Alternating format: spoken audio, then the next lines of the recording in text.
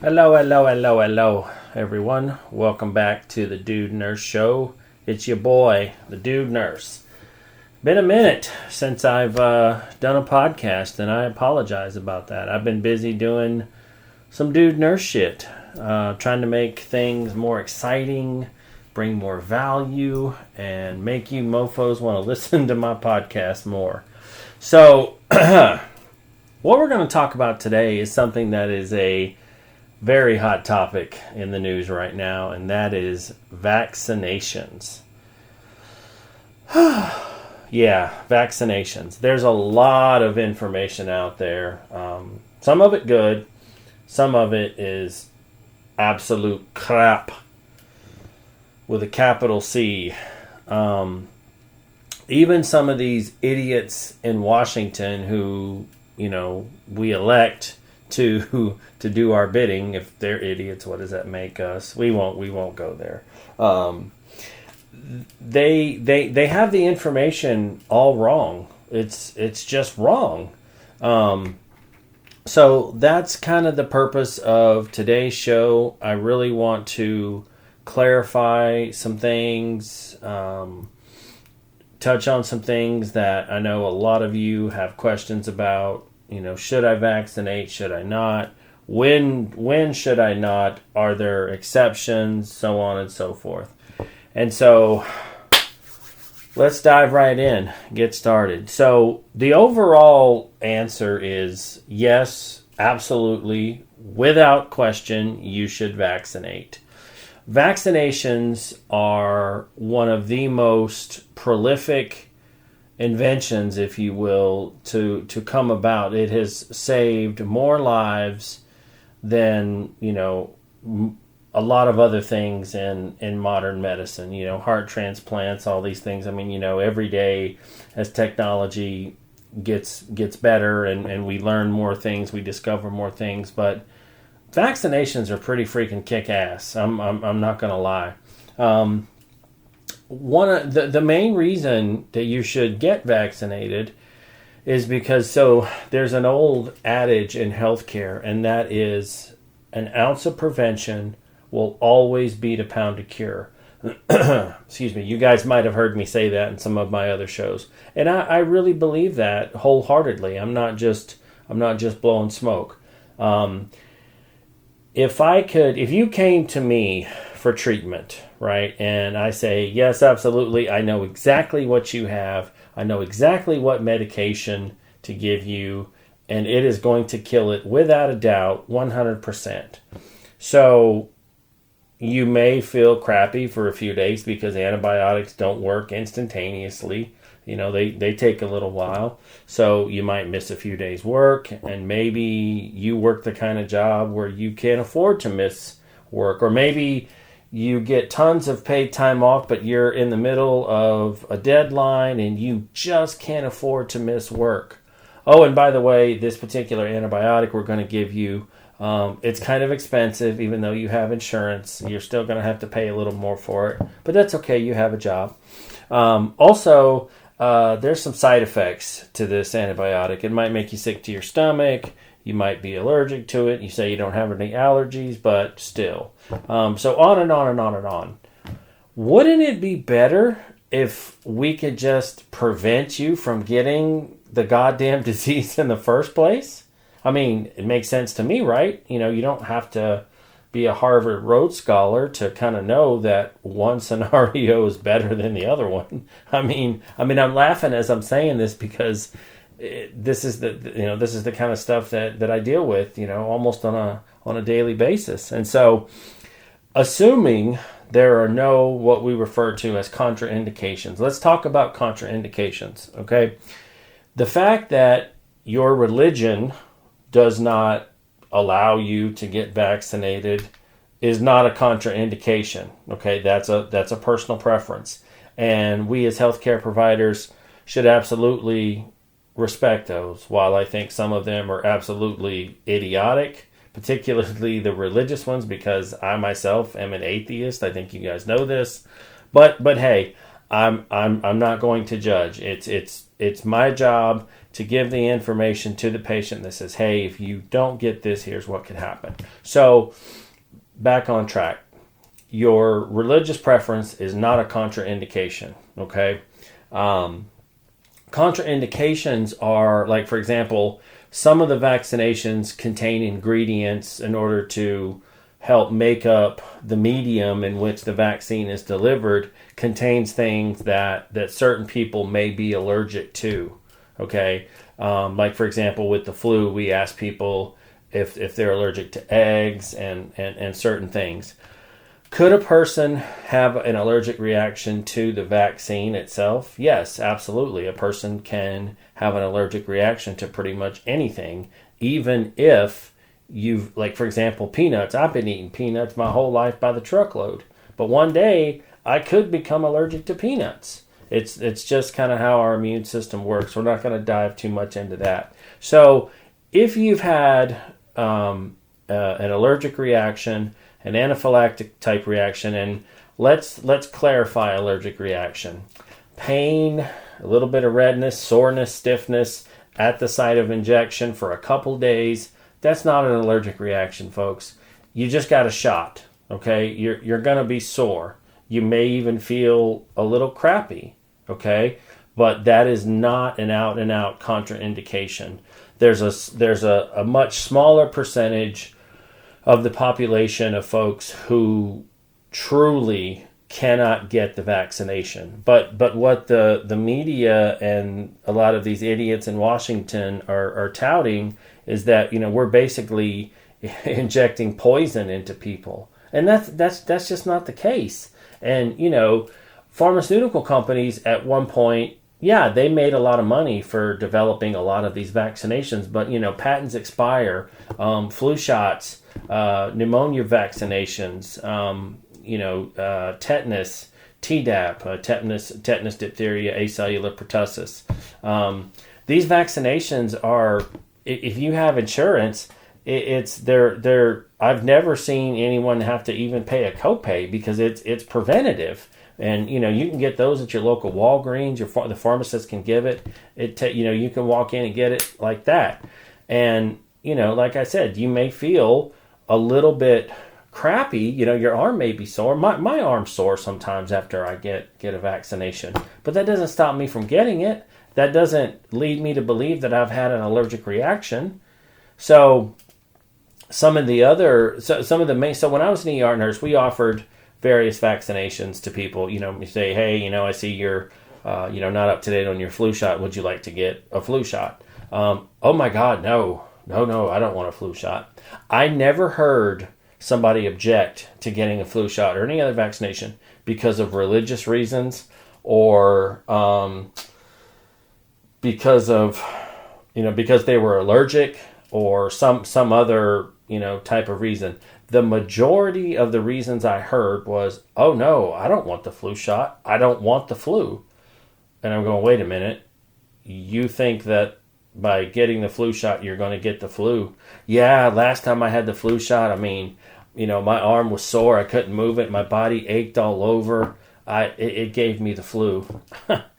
Folks, if the flu vaccinations gave people the flu, we would have a lot of dead motherfuckers, okay? Plain and simple. It does not give you the flu, okay? Again, you can have some discomfort from the vaccination, the soreness, a little bit of fatigue, malaise, but it lasts a day or two.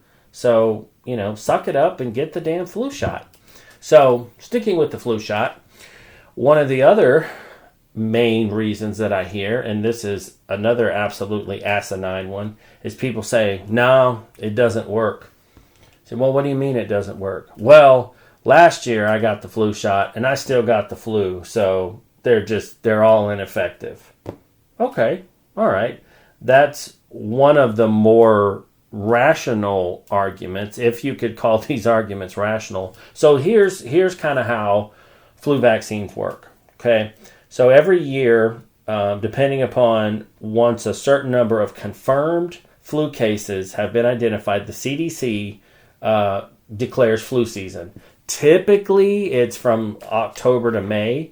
is when the highest prevalence, but has it started earlier? Yes. Has it gone later? Yes. So again, it's based on when a certain number of influenza cases have been declared confirmed and then declared by the CDC, Center for Disease Control. So once that happens, the vaccine folks, scientists get together, and then they take some of the top 2, 3, 4, 5, I'm not 100% sure how many, and they kind of make like a flu shot, a flu vaccine cocktail for some of the most common strains that they are seeing right then and there, kind of out in the world, in the population. And so then the flu vaccine gets kind of released, or sometimes they can release them ahead of time. They have ways of forecasting and predicting, and they have data from previous years, but by and large, that's what they do. Okay.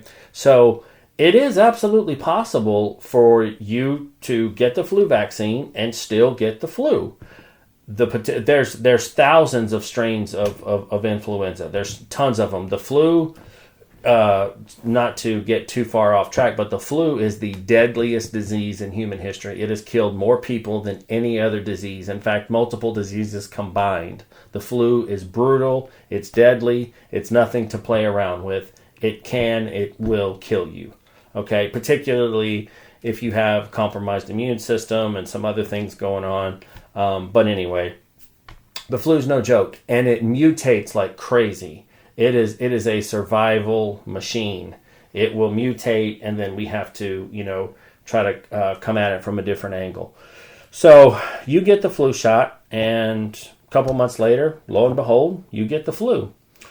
Research shows that because you got the flu shot, the actual duration, the hardness, if you will, how hard the flu hits you is significantly mitigated simply because you got the flu shot. So yes, you still got the flu, but in other words, you didn't get your ass kicked as hard as you would have had you not gotten the flu shot. Okay, and that right there is one of the most common objections that I hear. People say, oh, you know what, it just doesn't work. Or another one, people say, they love to say this one, oh no, I've never had the flu. I've just been lucky. Chances are you've had the flu, but you might not have recognized it as the flu, because people, oftentimes who are kind of anti-vax, sometimes they're anti-doctors. They just don't go and seek medical attention. And they'll just think, oh no, I've just got a really bad cold. Well, a lot of the symptoms have overlap. Okay, so what are we talking about here? Getting vaccinated. Okay, there's other information out there, and this is by far my favorite. This is just the stupidest shit that I hear. People talk about the vaccinations causing autism and Asperger's and all these things, and people say, well, my daughter got the flu shot and she ended up in the ICU. There is no perfect one-size-fits-all solution for people, but what I'm talking about, for the majority of the population out there, the benefits of getting vaccinated far outweigh the risks. Okay, would you rather let's play devil's advocate. If your child were to become autistic, would you rather them be autistic or dead because they didn't get vaccinated against tetanus? Tetanus, you have a small window once you're exposed to the organism that causes it, which is called Clostridium tetani. It's a spore-forming bacteria, and contrary to popular belief, it doesn't only exist on rusty nails, okay? It is ubiquitous in nature, okay? And so they didn't get their tetanus shot, and then, there's a small window between exposure to when the vaccination is going to be effective. Tetanus is just about 100% fatal. Same thing with rabies, okay?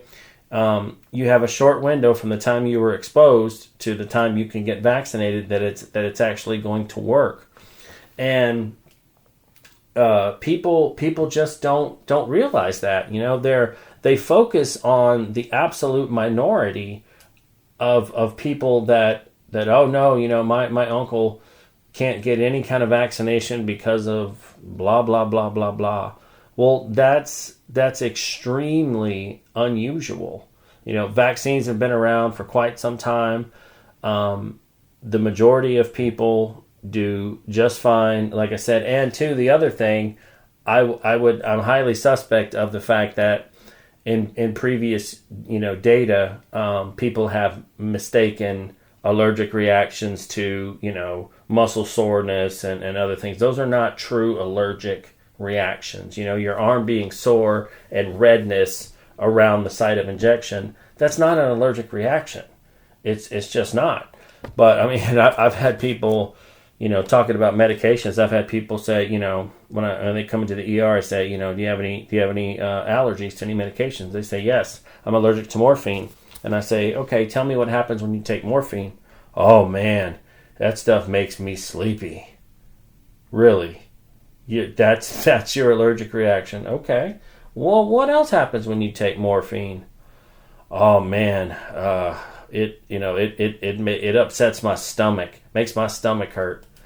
Those are not allergic reactions, folks. I'm sorry, they're just not. So learn some of this terminology. I realize it is highly incumbent upon us as medical professionals to teach you guys, but sometimes you guys just don't want to listen. You'd rather go and check, Grandma Betsy's blog on, why you shouldn't get vaccinated. And it's, hey, no disrespect to Grandma Betsy, but, let her stick to talking about baking her pies and knitting patterns and shit. Leave the medical stuff to the professionals, to the people who actually know what the hell they're talking about. Okay? And so when this information gets out there and it's bad information and it's pervasive, it creates a culture of ignorance. And that's what you see now. You see all these people who are not getting their kids vaccinated, and they are, measles are outbreaking all over the place. We've had it's usually part of the MMR series, measles, mumps, rubella. Measles is a horrible disease, horrible, but it's 100% preventable. 100% preventable. And again, I'm not talking about the minority of people who don't, what we call seroconvert. There's another way that sometimes if a person gets a vaccination, just because they get a vaccination doesn't necessarily mean that they are that they have absolute immunity. And typically, like what we see in the hospitals, when an employee comes in and we want to see your varicella, your chicken pox, all these different things. We want to see what's called titers. Titers show levels of immunity. They show antibodies. That's what we want to see. But again, those are more the exception, not the rule. Okay, I've been vaccinated for the flu more times than I can count. I've had the hepatitis B series. I've had MMR. I've had the Tdap. I've had more PPD tests, which is pure protein derivative for tuberculosis.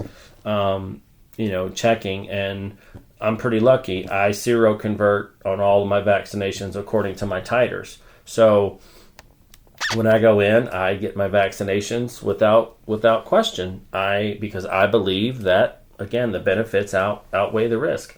I'm pretty lucky. I'm not allergic to a lot of things.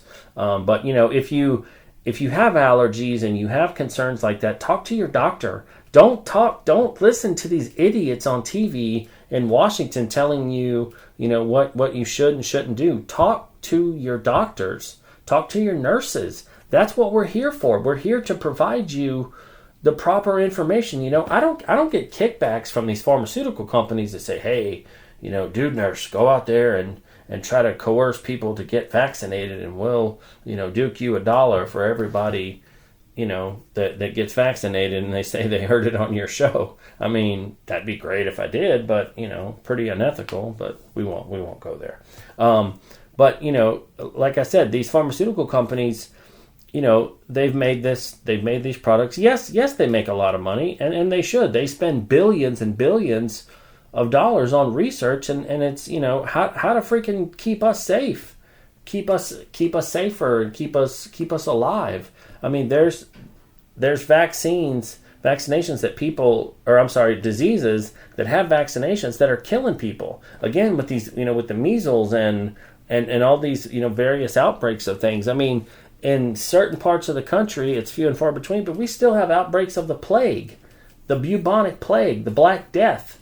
Yes, we've had outbreaks of that, this century. So I just want to make you guys aware that a lot of the information out there is just not correct. Last thing I'd like to point out is that when you go and you get vaccinated, it may not be just kind of a one-time thing. For example, the hepatitis B is a 3-part series. Make sure you go and get the entire series. Okay, and again, if you're having questions, doubts, whatever, talk to your physician, talk to your nurse practitioner, your PA, whatever the case may be. There's another thing out there that people often refer to, and it's what's called herd immunity. So the concept behind herd immunity is that, well, if I have a herd, cows, people, whatever, and 90% of that herd is vaccinated, it's going to be extremely difficult. The other 10% are going to be safe. And herd immunity is so flawed, it's not even funny. First of all, herd immunity doesn't do jack shit to protect against diseases that are infectious but not necessarily communicable. We'll go back to tetanus. Tetanus isn't spread from person to person. You don't get tetanus from your neighbor by them coughing on you. You have a cut in your skin, like when a break in the skin. Your skin, the barrier is broken. When people come into the ER and they were, say, man, what happened to your finger? Oh, I was cutting a tomato and whoosh, right down to the bone. Guess what? We asked them, when's the last time you had a tetanus shot? I have no idea. Well, you need a tetanus shot. We don't ask them, did you step on a rusty nail? Nothing like that. So those diseases are infectious but not communicable. So the fact that the other 90% of those people are protected doesn't help you in any way, shape, or form. So that right there is just one major flaw to herd immunity. And if you feel free to Google it, but trust me, it does not work. It doesn't work. And like I said, rabies is another one. Rabies is likely, spread if you get a bit or whatever by an infected animal and a person. I guess technically if they bite you or whatever, you're going to get it. But by and large, if you avoid the contact, you're not going to get it, which isn't the case with the flu. A person could wipe their snotty nose, touch a doorknob, and then you kind of come behind it and you do it, or you're in the same room but not anywhere near them, and they cough and sneeze. That's infectious and communicable. So there's a difference. But herd immunity again doesn't do shit to protect against those kinds of diseases. Okay, so I just want you guys to be informed. I want you to know the truth, the whole truth, and nothing but the truth. So thank you guys again for tuning in. I promise there won't be as big of a delay between future episodes. The Dude Nurse is back, bigger and badder than ever. We've got some really exciting stuff coming up. Next time on our show, we're going to tackle the opioid crisis in this country. Thanks again for tuning in, folks. Truly appreciate it. Be well.